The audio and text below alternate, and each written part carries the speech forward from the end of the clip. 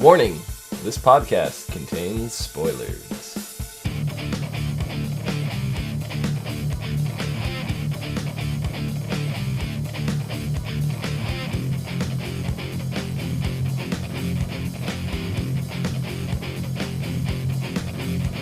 Hello everyone, and welcome to the As Seen on TV podcast for The Flash, Season 1, Episode 7, Power Outage. I am your host, Clio, and with me I have Dom. Hello! How's it going? I really liked this episode. This was a really, really good episode. Yeah. Really and good. And we have, some answers. It's not as many, as we're gonna get in a couple episodes. We got some answers. Getting ahead of ourselves, but yes. I know, I'm not, that's all I'm gonna say. I was almost, and now that I said, reverse flat! Okay, go ahead.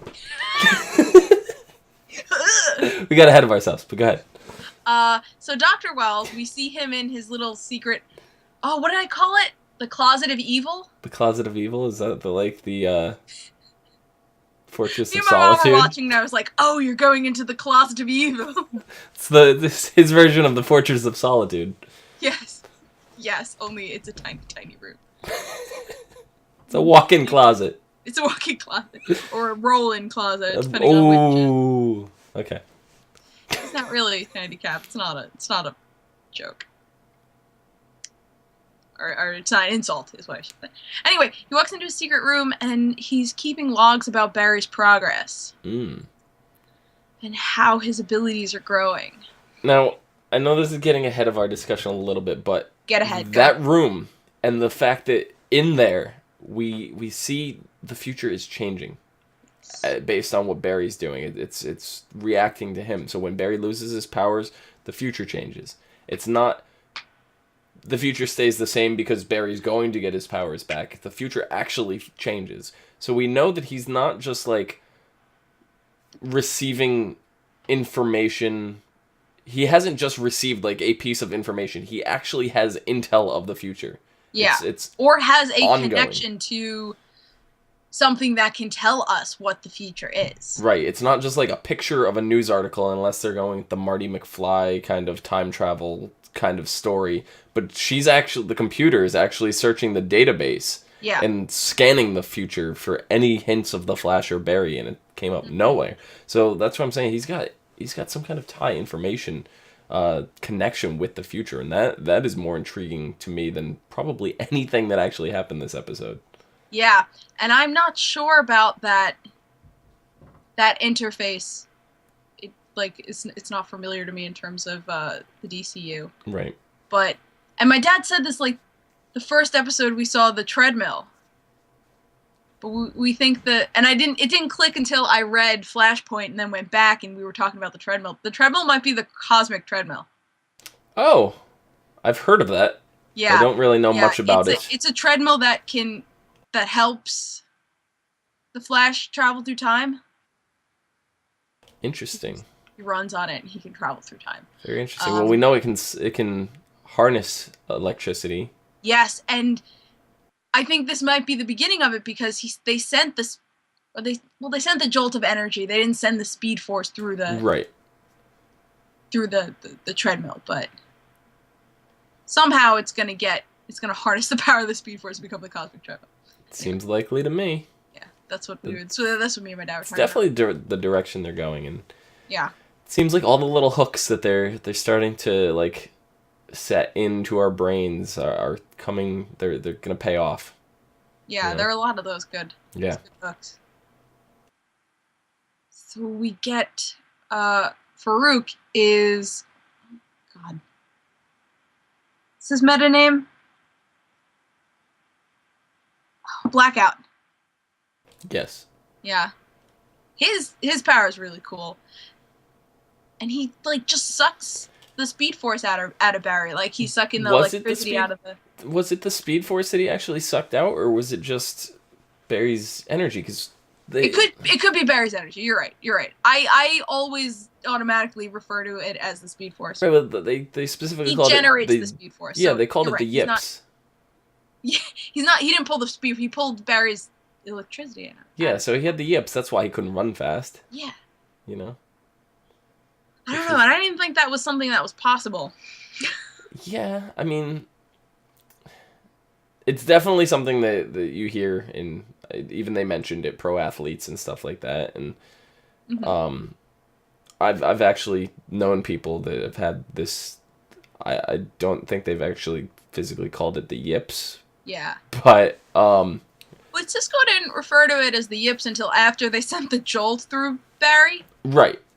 So you think that he didn't need the jolt, and he could have just, if he mentally overcame it, could have just had his powers back 100%. Yes. Yeah. Okay.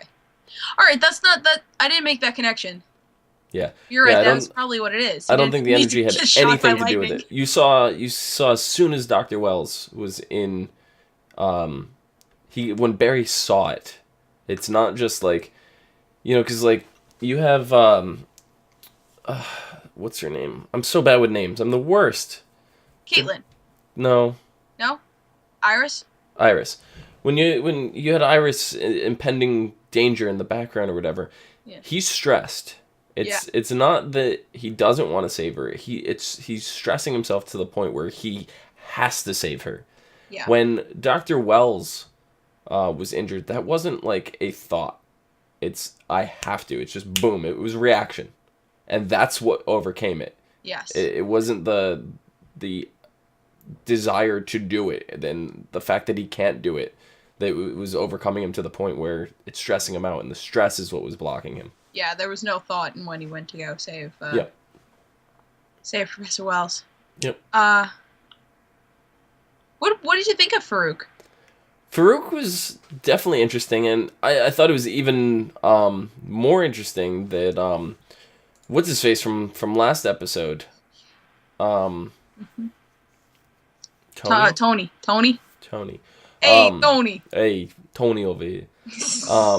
Where Wells is just like, let's let him out, and have him go at it, because you think stone versus electricity, the electricity's probably not necessarily. I mean, it seems like a draw still, and like Wells said, it's a stone. I thought he was metal. Concrete. Metal? Was it concrete? Could have been metal. I mean, if it was metal, then he conducts the electricity. Yeah. At that point, and I guess. Yeah, and there would just be so much explode at some point. Yeah. Okay, that makes more sense. He's metal. But even so, the metal could take a lot more than obviously a human can. So when that came to be, it was like Well said. It's a distraction. It was a needed distraction. I don't think.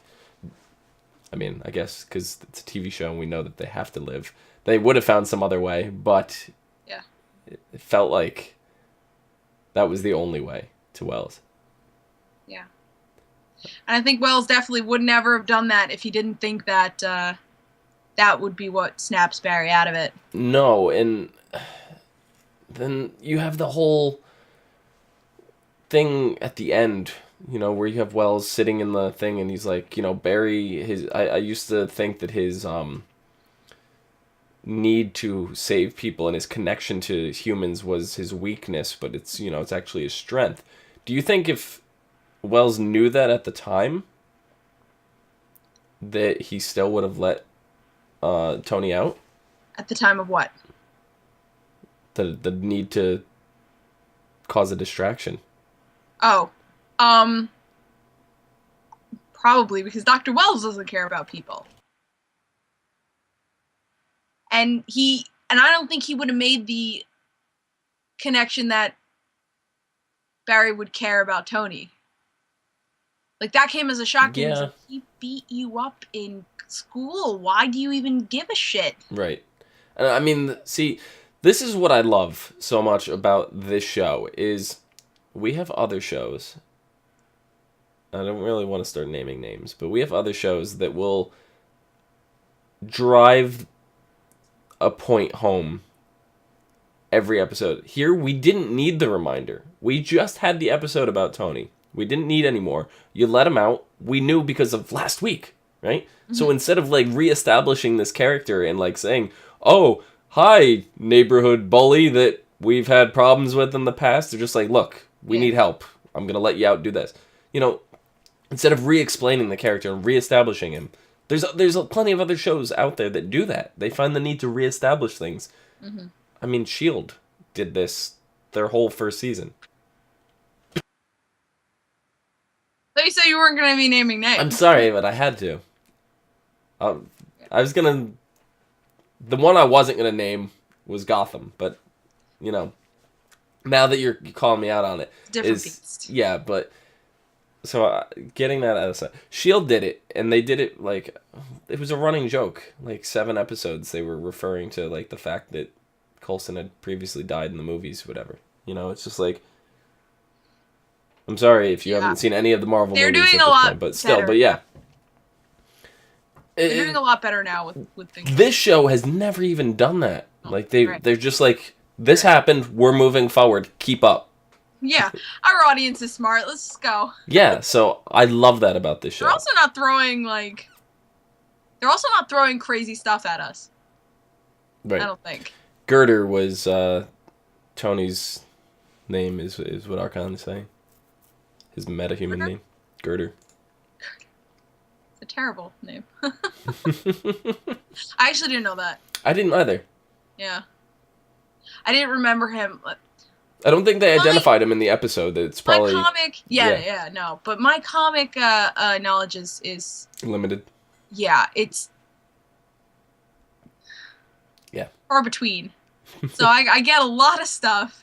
But then there's just some stuff that just falls through cracks in my knowledge. Anyway, yeah, I really liked Farouk. He was a really good Blackout. Like, there are a lot of different takes on Blackout, and this is a very good one, I think. And I think the way they introduced him too was really, like, you introduce him. You're also introducing the clock dude. Yeah. Right? And you had both of them, which were kind of polar opposites of each other. One was just like brute force, the other was very methodical. Yes. And the dynamic of these two incidents going on and having the two teams basically having to deal with them was really cool. So let's jump over to the precinct. Mm-hmm. Because Barry was like, I need to get my powers back because we need to finish this up and then I have to go rescue Iris. Did you think that they were going to be able to help themselves, or did you think that Barry really needed to come help them? I was hoping that they could pull it off on their own, but I felt like Barry was going to come through in the end. And He didn't. I was glad that he didn't. I'm glad to see that we have, especially a character like Iris, who's very capable of taking care of herself. She's a strong female lead. Although he did it again. Barry did it again. There was a Lois Lane scene at the end, and I was like, why? Why did he need to do that? He didn't need to do that. He didn't. He's gotta stop. Well, I think part of that is because Barry and Iris are fighting, but Flash and Iris are not. So Barry and Iris are they're sort of square. You know, they're okay now. I feel like he feels like he has a better connection with her through the Flash than he does as Barry at this point.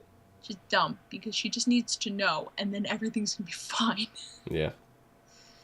Her not knowing is making it more dangerous for her. It's also giving her connection to a mask and not to a person. Yeah. So she's putting all of this expectation on the mask and not remembering there's a person underneath. Regardless of whether she knows it's Barry or not. Because she's like, it's going to be alright. The Flash's going to come and save us. Right. What do you... And Joe is like, about What kind of strain do you think that would have put on her and Barry if she had known that Barry was the Flash at this point and then didn't come to save her? Well, I think if she knew, she would know that he couldn't. Because Joe knew he couldn't, that he lost his powers. So I think Iris would also know. Unless he didn't tell her. That's a totally different thing. But yeah. I think she needs to know. It has to happen soon. She's going to get in more danger, and then she's going to know. That's what's going to happen. Yeah. But she did. She took care of it on her, not on her own. Obviously, Joe and Eddie. Yep. Joe and Eddie helped her out. I mean, but as Archon is saying in chat, Barry likes how she sees him as the Flash. That's why he keeps meeting with her. Yeah, so. No, I know, but it's killing me. Well, it's killing you. Killing me. I find it interesting. Listen. I'm listening. When that happens, all I see is Lois and Superman on the roof of a building. It's like, stop. And you didn't even watch Smallville. No. I didn't have to watch Smallville. I just watch any iteration of Superman. The exact same thing happens. If Smallville wasn't 10 seasons long, I would love to like sit down and watch it with you just to hear you rage for 10 seasons of Clark and Lois. A lot of alcohol. Just Clark and Lois not knowing who each. You know what? Now I want to do a drinking game. Oh. We'll make that happen. Anyway, so Talkman actually, we've seen him before. If anyone watches Arrow, he was. Nope. When was he? Was that season 2? Yeah, I think that's season 2. And he's got a whole ring of like guys who help him execute like robberies and stuff. So he's the mastermind behind the earpiece. He's got goons that go in stealing money, but he's got just like we saw in this episode, everything's timed out. It takes this long. The guards come by at this time. You have to move this fast. Mm-hmm. So yeah, he's just very, very. He's very calculated. Yeah. And just his accuracy is like point on, which I can understand being calculated and timing and all that. The Clockman, I get all that. But like his aim with the gun was spot on. I don't understand that. I mean, now I'm forgetting what the rest of his skills were. Mathematical expert?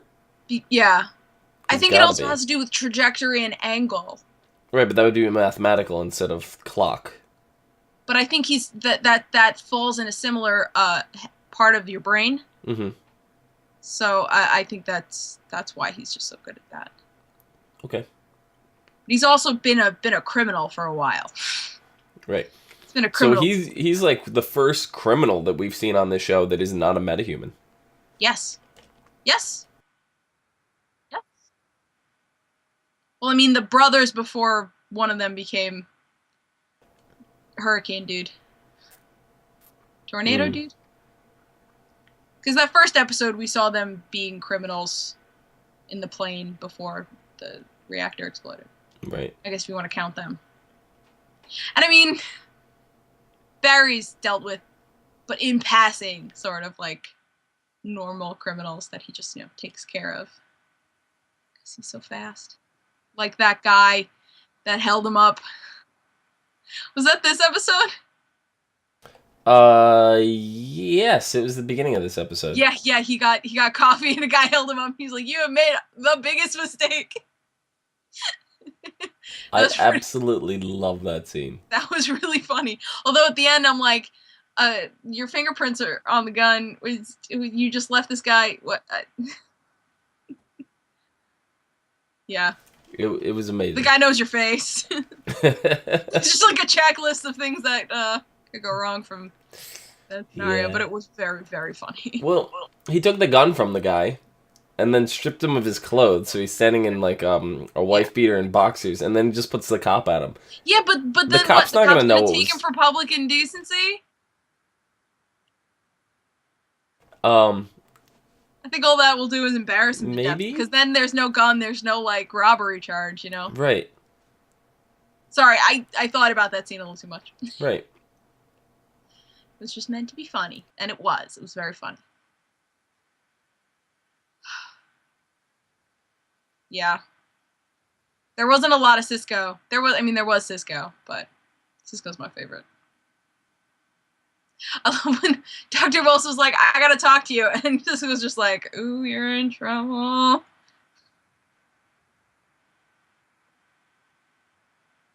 Yeah, I don't know. I don't think I have much more to say about this episode. Do you?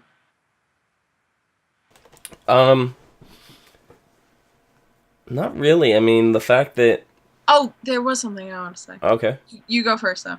I was just gonna say all the stuff with Dr. Wells was actually really very interesting, and the way it all came together, like it was compelling. Like we learned a lot more about Wells. Like Barry's like, I forgot your game is chess. You know, which one is the next of us to go? Yeah. You know that was which one do you think, if he had to choose? Like obviously it's not Barry. If he had to choose between Caitlin or Cisco, which one would it be?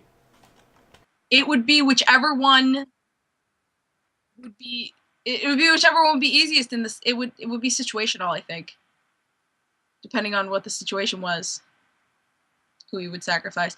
But yeah, he was saying, you know, your game's chess, and at the end, you know, when Wells was lying, I'm like, nah, bro, his game's not chess. His game is poker. He's bluffing. Pretty much, poker is definitely his game. Poker's definitely his game. But we know now that, oh shit, what was it? What was it that we? What do we know? That. Yeah, no, we just know a lot more about. Well, I'm sorry, I'm so tired. Well, what about the sample that he extracts from? Right, from Farouk. Yeah. Yeah, he wants to know how Farouk did it. What happened to Farouk? What? So I forget exactly what happened. He absorbed. And they put him in the prison. Yeah. Okay. But he absorbed like Barry's energy. Yeah, and then Barry absorbed it back. Right. Yeah. So I mean, I don't know, because he's now got a scan of Bet's body. He's got the scan of Bet's body and Farouk's blood. So he's obviously trying to do something with the metahuman structure DNA. Maybe try to find a root, something in there. What makes him tick, or at least what specific harm they could do against Barry. Yeah, I mean, they said it's genetic. It's on a genetic level. It's been fused with his DNA. That's why he said that him sucking the energy out of him didn't stop him from being the Flash. That's rooted in his DNA. His energy, yeah. You know, so anything Wells is going to do is going to have to be on the genetic level. It's not just going to be like he can mix a serum of blood and have some guy drink it, and then woo, you're now the Flash, you know, or Reverse Flash, or whatever the case is. Well, we can assume. You can assume he's already Reverse Flash. All right, so. Well, okay, wait. Maybe we can't assume that. Maybe we can't assume that. You're under the impression that Wells is the Reverse Flash, when in the comics, it's what's his face? Eddie. Edward, Eduardo, it's some weird version of Eddie Thane. Yeah. So. But okay, so what we know about Wells is that around the time, probably at the time, of Barry's mother's murder, his wife died. Mm-hmm. He moved to Central, started the lab, and in 10 years' time, the reactor was made? Yeah. So, and that means that it could mean that is from our timeline, from this current time. Right. The Reverse Flash is from the future, and he comes back to the past from the future. But they could be changing up the lore. Yeah, so if there's a lot of the Reverse Flash, and it's not, you said it's an iteration of Eddie or whatever, it could be Eddie and Iris's son. That is, if Eddie and Iris have a future. Yeah. Yeah. Right. You're right. Could be Eddie Jr. But yeah, if there's a version of this timeline where Eddie and Iris have a son, he grows up, he's the Reverse Flash, comes back, changes something that makes Eddie and Iris not get together, then when the Reverse Flash changes the past, he still exists. Like, right. he's this weird paradox thing, and he's always around. Right. So even if he does change this timeline and has Eddie and Iris don't end up together or don't have a kid, that he still exists. So you're right. He could be their son. I don't know. There's a lot of ifs, but we know that Wells wants Barry alive and is tracking his progress. We don't know exactly what he wants with him, and that's the thing that's bothering me the most. But so we know that the next episode we kind of have this like little fun thing going on. We have the Arrowverse Flash, and then we have the same thing on the next Arrow show airing the night after or whatever. It's like part 2 of this story or whatever the case is. But then we know the episode immediately following that is dealing with the Reverse Flash. So it's like we don't have to wait a whole lot of time. Yeah, no, you're right. We don't have to wait long at all. And the fact that there's kind of this fun little episode in the middle, depending on how they handle it, feels like it's not going to advance the story. And it's just going to be like this episode jump to episode 9. Yeah. And episode 8 is just like a filler fun episode. I mean, it's totally going to depend on how they handle these two, the Flash versus the Arrow and the Brave and the Bold, because... I mean, just the previews that I saw for it, it doesn't seem like it's going to advance the plot. It seems like It seems like Barry and Oliver are having like this little pissing contest to see, who's better. It's exactly what it looks like. But do you want me to? I should just read the synopsis now that we're talking about it. Go for it. Flash versus Arrow. It's part 1 of a 2-part crossover. Barry is thrilled when Oliver, Felicity, and Diggle come to Central City to investigate a case involving a deadly boomerang, which we actually... Wait. Yeah, right. He showed up. Captain Boomerang showed up in the ending of the last Arrow episode. Mm-hmm. Last week's Arrow episode. Right. Excited about teaming up with his friend, Barry asked Oliver if he'd like to help him stop Ray Bivolo, the metahuman Barry is currently tracking. Do we know who Bivolo is? No. Bivolo? Causes people to lose control of their emotions and has been using that skill to rob banks. Unfortunately, the superhero partnership doesn't go smoothly as Barry expected. When Oliver tells Barry that he still has a lot to learn, Barry sets out to prove him wrong. Yeah, Barry's really hot-headed and cocky, and that needs to stop. However, when Bivolo infects Barry and sets him on a rage rampage, everyone is in danger. The only one who can stop him is the Arrow. Meanwhile, Iris is furious with Eddie, tries to get a task force to stop the Flash. Oh, when Eddie tries to get a task force to stop the Flash, Joe and Dr. Wells agree. The Arrow's a bad influence on Barry. No, that's not what we should be taking away from this incident. Caitlin and Cisco deal with a new team in Star Labs. Yep. I saw What's-Her-Face is coming back. Felicity. Yep. So she'll be sitting there. Team Arrow. So it's going to be Felicity. They said something about, Barry's got superpowers. And she goes, really? We're going to go there? Something along those lines of, but I just Googled real quick. Roy Bivolo was Rainbow Raider. Okay. Rainbow Raider's powers are derived entirely from special goggles he wears, which allow him to project solid beams of rainbow-colored light. He can either use offensively or as a slide for travel. Mm-hmm. This seems like they've changed that, and he's a man. So I'm sure they're gonna touch on it slightly, but I don't think he's gonna be riding around on a rainbow. No, but he'll probably be wearing dumb goggles or something like that. Yeah. So but yeah, we're gonna get Oliver, Felicity, and Diggle coming over to Star Labs. It says they can launch color beams of force on which the wearer could ride through the air, produce emotions in people according to the mood associated with each color, and more. So it seems like they're going that angle, because they already talked about mood and stuff in the synopsis you just read. So it seems like they're going to take the best parts of them and make it seem grounded in reality the best that they can. Yeah. So this sounds like going to be a really cool episode. Barry's going to go Hulk. Yep. But I mean... We had Archon in chat saying that Eddie and Wells potentially are working together. I mean, that could be. and that'd be smart of them because in what we've seen from the show is they've given no evidence that they even know each other. They have not really fleshed Eddie out at all. I don't think it's that they haven't fleshed Eddie out. I think it's that we don't see him when he's not around Iris and Joe. Right, and that's what I'm saying is there's just a big gaping hole in his backstory. That is true.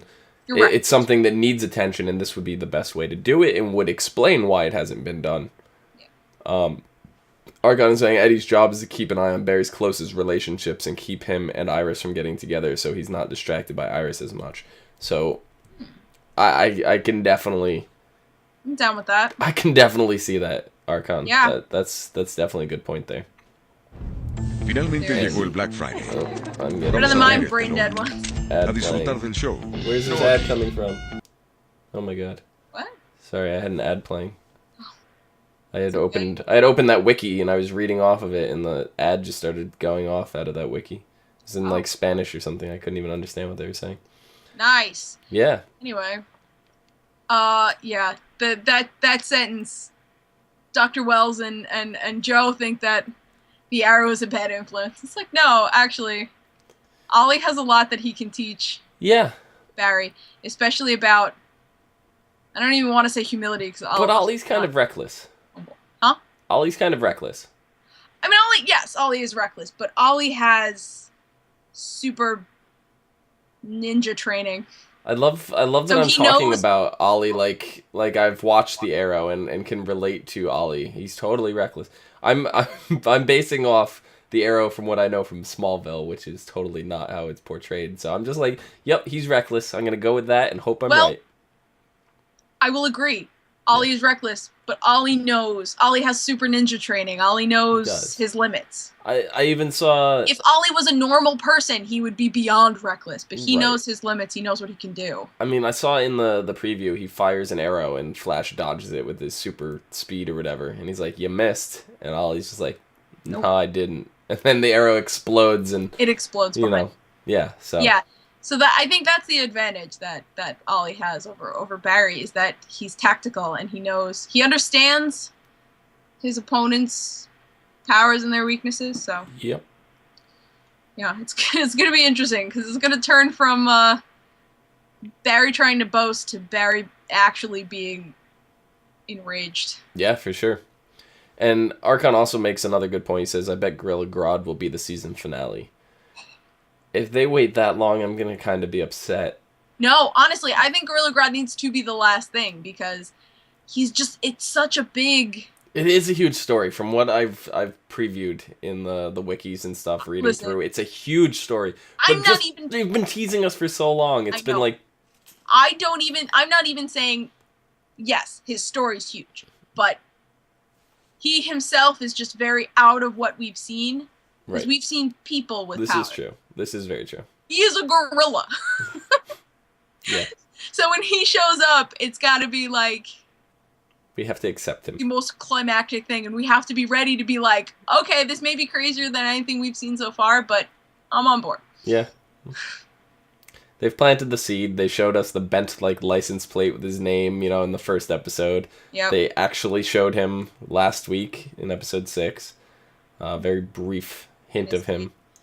But, 6? Was that the one with Bet Sansusi? Or is that the one before? I think that was the one before. Yeah.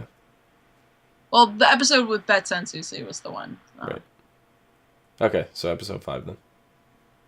Whatever. But it was just like an episode or 2 ago we saw him. Yeah, it was recent. Yes. So, it's just like, stop teasing us! I want to see him! But that's at the same time is keep building it up because I'm gonna want to see more and more of them the more that they tease us. So yeah, the thing about Grodd is that we know he's coming, but it's not like a question we have. Right. With Wells, it's like all of these questions, and it's like answer it now before I go crazy. Yeah, we need Wells to spill some more beans. We got to get some more info on Wells first before we see Grodd. It's going to be soon. Yep. Dom, where can the people find you? You can find me down below at Phenomedom, Phenomedom. Phenomedom. Wait. You got me doing it now. It's infectious. You can find me down at Clio Moto all over the internet. You can find us and so much more at ASOTV Podcast on Facebook, Twitter, Gmail, Google+, and right here, no, MySpace, and right here on YouTube. Go watch our other shows, especially Arrow, if you watch. Not because I'm plugging my own show, but just because it ties in with this one. I see it. It's not because I do it, it's because it ties in so closely with this show. So go watch Arrow, the actual show, and then go watch my show. Depending on the way that Flash vs. Arrow ends, I might have to just randomly tune into Arrow this week. Yeah, I don't know what much we'll get, like, on the opposite shows. Right. You know? I don't know how much information is going to carry over. But yeah. I don't know. See you for the epic week of shenanigans. The epic week of shenanigans.